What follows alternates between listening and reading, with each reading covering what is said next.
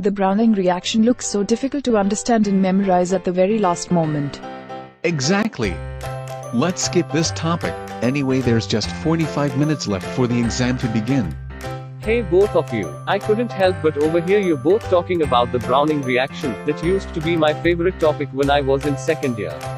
What's the matter? Hello senior, there's just not enough time left for the exam and we are thinking of dropping the topic.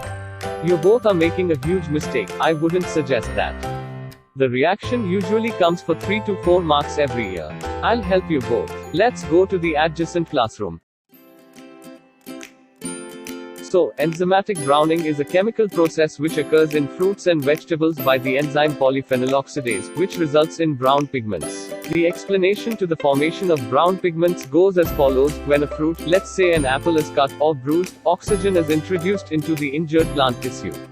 When oxygen is present in cells, polyphenol oxidase enzymes in the chloroplasts rapidly oxidize phenolic compounds naturally present in the apple tissues to oquinones, colorless precursors to brown-colored secondary products.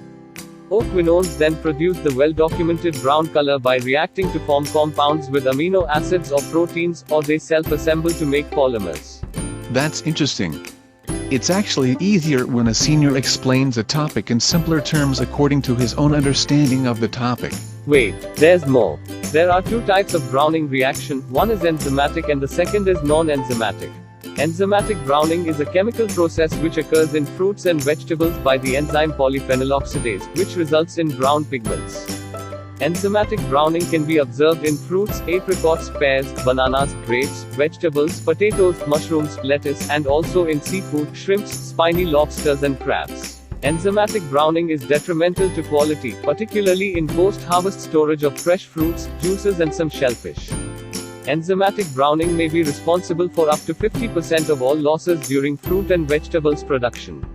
However, not all browning of food produces negative effects. Examples of beneficial enzymatic browning are developing color and flavor in coffee, cocoa beans, and tea.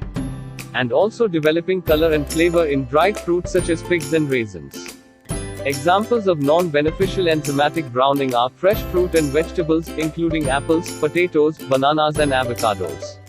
And polyphenols oxidases is the major reaction in the formation of melanosis in crustaceans such as shrimp. Here is the reaction. Preventive measures involve dipping in ascorbic acid, blanching, and freezing. The second part is non-enzymatic. But what's the time? Go on Dwight, there's still 15 minutes left. Okay, so, the non-enzymatic reactions usually involve sugar or related compounds. Non-enzymatic browning reactions in carbohydrates are caramelization and Maillard browning. Caramelization is the series of reactions that occur when the sugar is heated at a temperature greater than its melting point, that is above 165 degrees Celsius. For example, carrots, scallops, and marshmallows. 3 forms of polymers are responsible for the brown color of food: caramellins, and caramellins. Maillard reaction involves amino acids and reducing sugars in food. For example, toast, beer, coffee, syrup. It's time. That's the warning bell. All the best, guys.